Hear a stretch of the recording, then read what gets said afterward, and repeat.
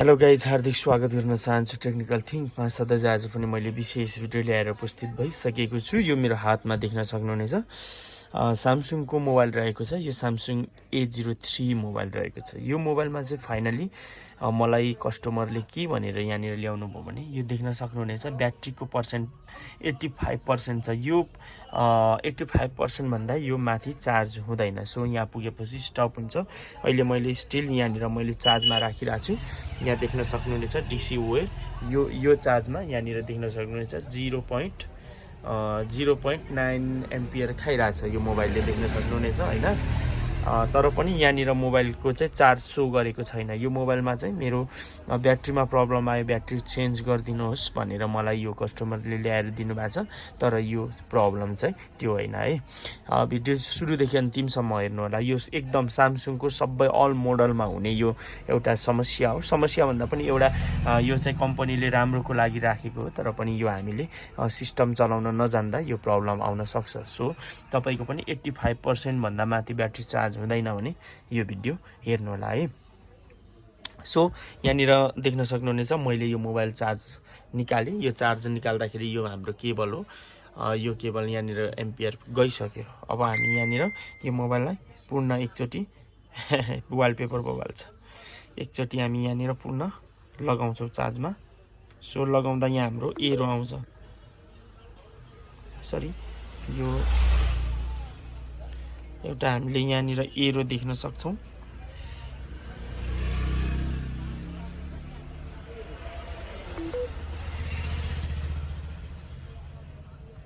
Okay यहाँ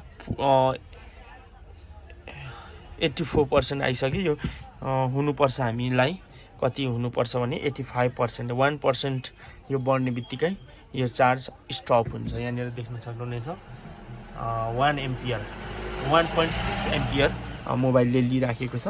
यहाँ देख्न सक्नुहुनेछ 85% त भयो। अब यहाँ देख्न सक्नुहुनेछ 85%। ओके, यहाँ देख्न सक्नुहुनेछ प्रोटेक्ट ब्याट्री भन्छ यहाँनिर 85% भएपछि हाम्रो फेरि म देखाउँछु। यहाँ देख्न सक्नुहुनेछ लिमिट्स यु टु 85% मात्र भन्छ। ओके, यो चाहिँ हाम्रो केमा प्रब्लम आउँछ भने सेटिङमा प्रब्लम आउँछ।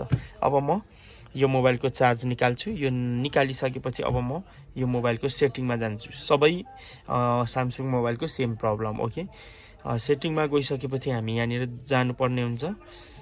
यहाँ ब्याट्री एन्ड डिभाइस केयरमा जानुपर्छ। सरी, मनतिर थिच्यो, यहाँनिर जानुपर्छ। यहाँ गइसकेपछि हामी यो माथि ब्याट्री माथिको अप्सनमा जानुपर्छ। 85% अभाइलेबल भनिरहेछ। यहाँ क्लिक गरिसकेपछि हामी तल स्क्रोल गरेर यहाँनिर मोर ब्याट्री सेटिङमा जानुपर्ने हुन्छ। ओके, यहाँ गइसकेपछि अब यहाँनिर देख्न सक्नुहुनेछ, एकैछिन ल, यहाँ देख्न सक्नुहुनेछ प्रोटेक्ट ब्याट्री भनेको छ यहाँनिर।